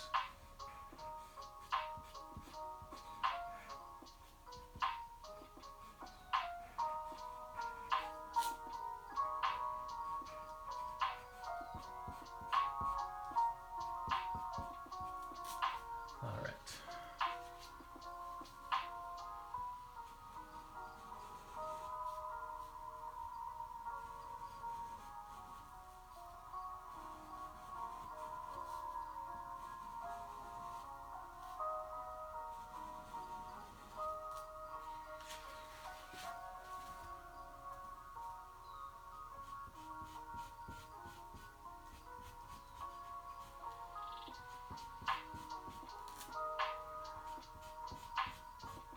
Now this antenna doesn't have to be perfect because the sky behind it is pretty dark as well. So any imperfections I might just hide within the dark sky behind it.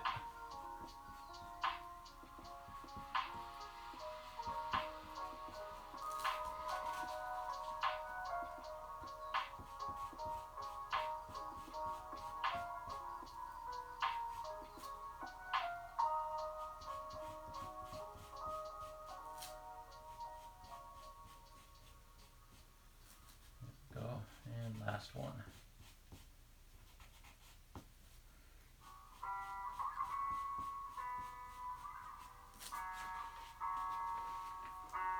Okay, and now we just move around to the other side.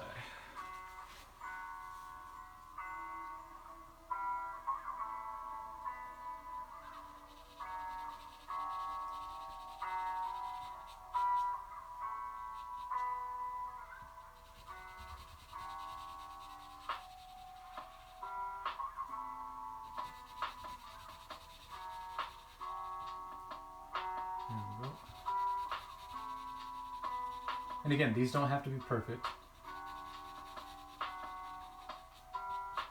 Also, a trick here I'll show you actually is if you want to blend a line out. Basically, you start off dark, right? And then you just color just a little bit lighter as you go out. And then you can go back in with the blending stump and actually blend that. And it'll end up being a lighter shade.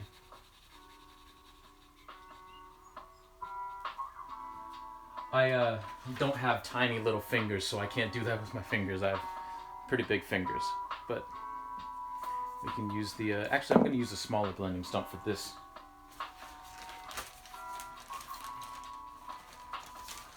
See if I can dig out my really, really tiny one. There we go. There it is. See, this is a really tiny one, really skinny.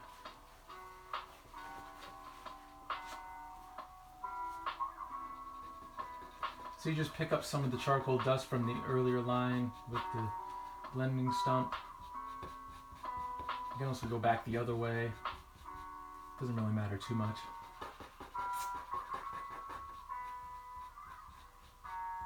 There we are.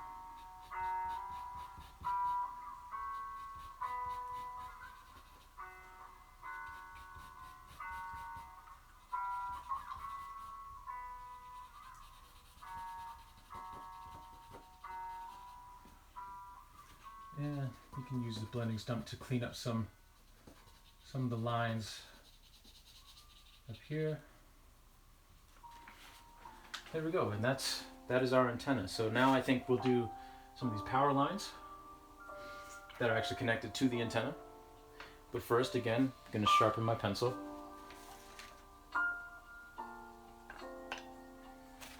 So this is the sharpener that I use for my charcoal pencils, and this one's pretty good, but they're few and far between, like I said. So you want to, if you find a good one, hold on to it with your life. You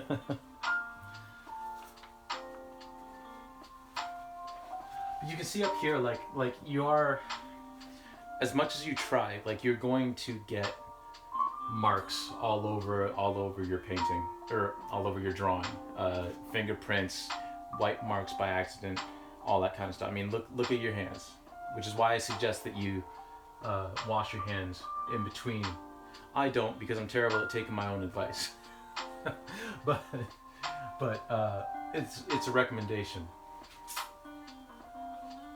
Okay, so let's do this. One thing that'll actually take up those marks, because you can use a white, just a regular white eraser. But you can also use those gummy erasers. Those also work really well. You can also use gummy erasers if you do something too dark to actually lift the charcoal off so it becomes a little brighter. They're pretty good for that as well. And I've even seen some people like draw something really dark like that and then use that gummy eraser, like the pliable eraser, to actually color over that and lighten it that way. It's a little more labor intensive than using a blending tool or your fingers, but it works for them. So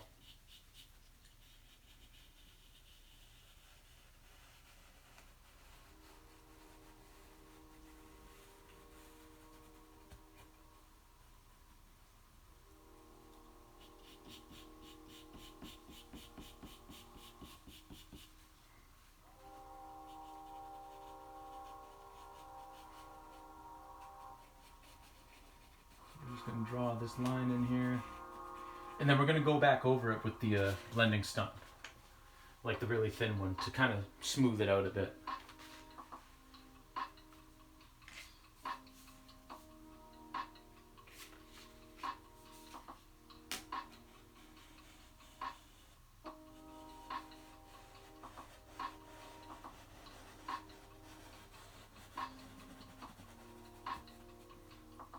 There's two.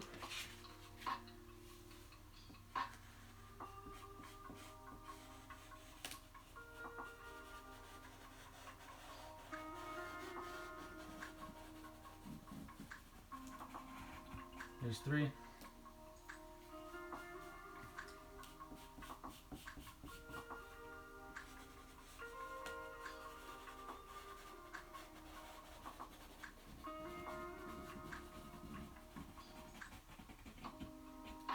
And there's power line 4. Boom. We pick up our blending stump again. And we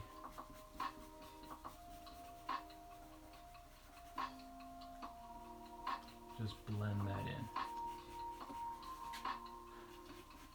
Just like so. And again, this is just kind of smoothing out the line.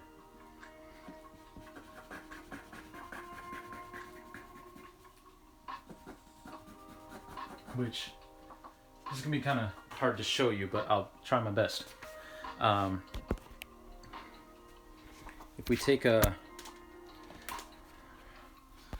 a look here. So see how these lines are kind of jagged and like not filled in here. Yeah, right here. So using the blending stump, not like that, but it kind of gives you more room.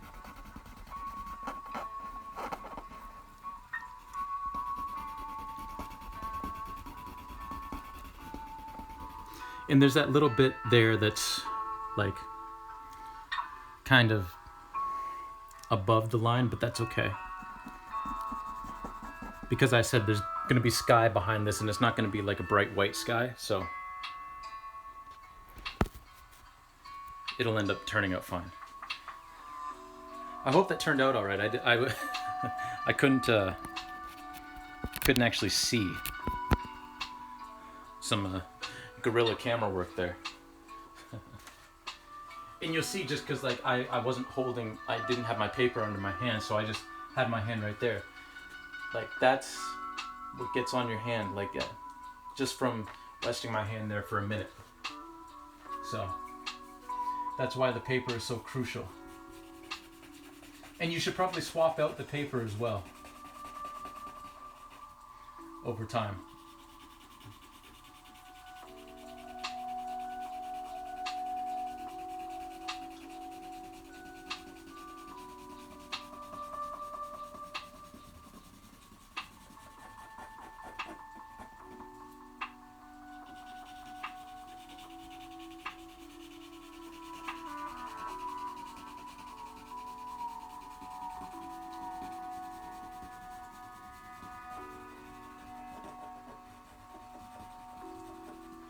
There we go.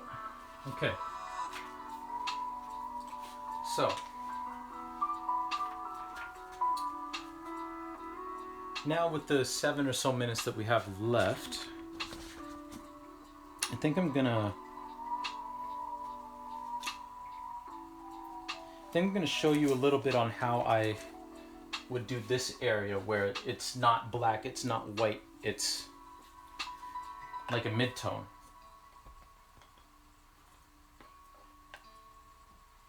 Okay. So the upper part of this actually, like the lip of this roof, is darker. So we're going to put in that line there. Just fill it in real quick. Like that. And then this edge here is actually the edge of what looks like a sign or a billboard on the side of this building. So that's going to be darker as well. So we fill that in like so. And same with the bottom lip of it. So right here.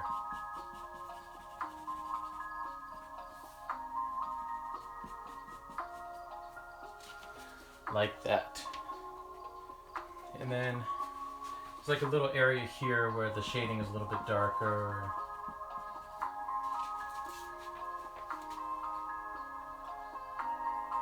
Yeah, I think that works. Okay. So now, I'm going to put just a little light line above where that thing is. So now, we take our blending stump, like so, and we just sort of decide, okay, where is the light hitting? And it looks like there's light hitting here, and of course on the billboard itself.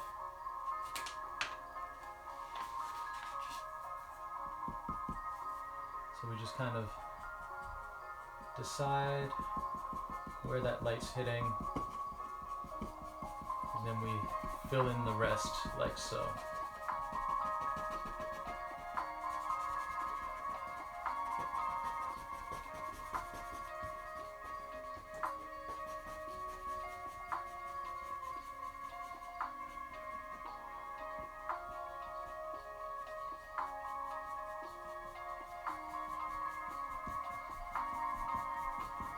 Now this stuff, because it's lighter and we're using the blending tool, it's actually much easier in these circumstances to erase anything that might be too dark, too light.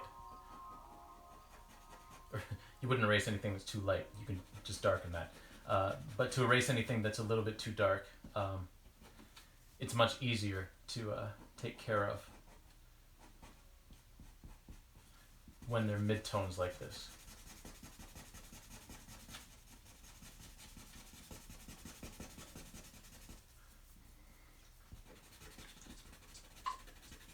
So we just kind of decide where things are. There's going to be some light. It's going to be the lower edge of this particular light.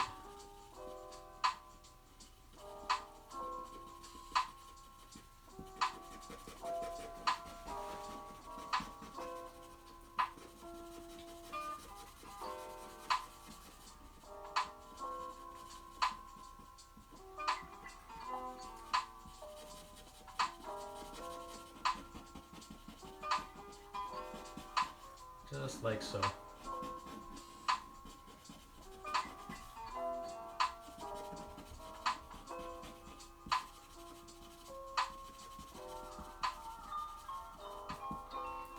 All right. Now, this is where you can take just like the end of a pencil eraser, like so. And we can kind of lighten up areas. So, like this area here is a little bit darker because it's not the center point of the light. Alright. The light's kind of hitting in an arc like that. Which, that just looks messy. But what we can do now, we can take our pencil, and this erases much easier.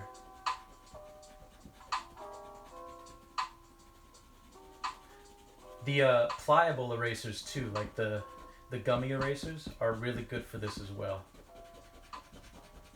You just kind of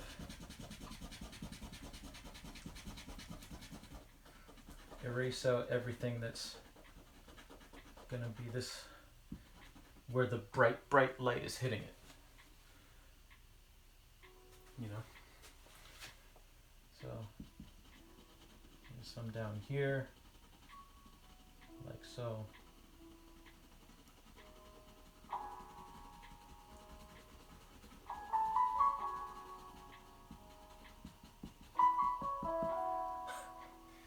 I mentioned it the last time. This song on this playlist channel, it sounds a lot like one of the songs from Undertale. And just makes me want to play some Undertale. So we just kind of blend that in there, just nice and easy. Like it sounds like a part of one of the songs in Undertale. It doesn't sound like the whole song.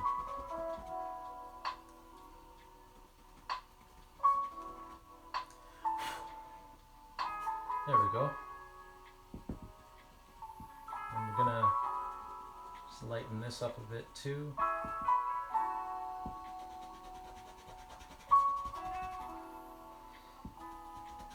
Just like so.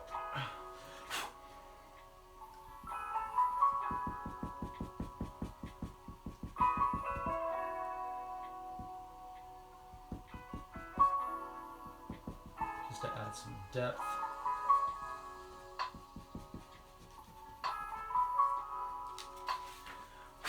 There we go. And now we have a side of a building that kind of actually resembles something. It's not just a mess of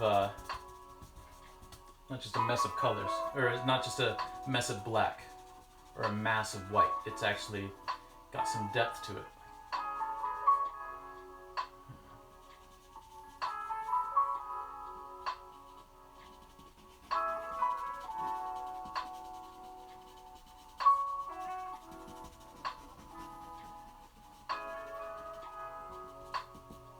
There. All right, and you know what? I think that just about does it for today. So I'll just bring this in a little closer so you can see a little better. But yeah, we made some progress on this picture, and we finished this painting that's hanging askew over here. So all in all, pretty productive day. So I thank you all for watching. I'm glad you tuned in. Tune in on Thursday. I'll be back here again, 6 to 8, and we'll continue working on this bad boy here. All right. So hope you all have a wonderful evening, and hopefully you learned something today and you enjoyed yourselves. All right. So have a good one.